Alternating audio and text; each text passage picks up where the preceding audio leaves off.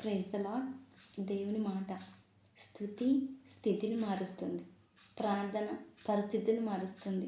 వాక్యము మన జీవితాన్నే మార్చివేస్తుంది.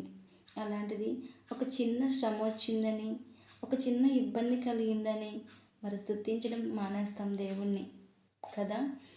మనము హబక్కు గ్రంథం చూసినట్లయితే, అంజూరపు చెట్లు పూయకుండినను, ద్రాక్ష చెట్లు ఫలింపకుండినను, ఒలీవ చెట్లు కాపు లేకుండినను, చేనిలోని పైరు పంటకు రాకపోయినను, గొర్రెలు దొడ్డిలో లేకపోయినను, సాలలో పశువులు లేకపోయినను, నేను యెహోవా యందు ఆనందించెదను అని చెప్పారు కదా.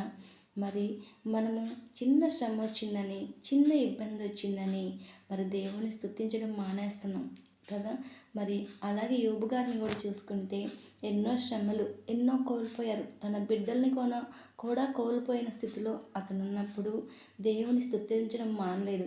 యెహోవా ఇచ్చెను, యెహోవా తీసుకొనెను, ఆయన నామానికే మహిమ కలుగును గాక అని స్తుతించారు. మరి మనం కూడా శ్రమ వచ్చినప్పుడు, ఇబ్బంది వచ్చినప్పుడు, ఒక వ్యాధి వచ్చినప్పుడు దేవుణ్ణి స్తుతించాలి.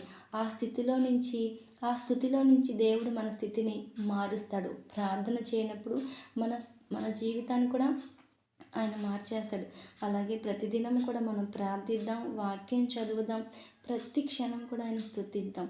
నువ్వు ఏ పనిలో ఉన్నా కూడా, నువ్వు ప్రయాణిస్తున్నా కూడా మరి దేవుని స్తుతించడం మానొద్దు. Praise lord.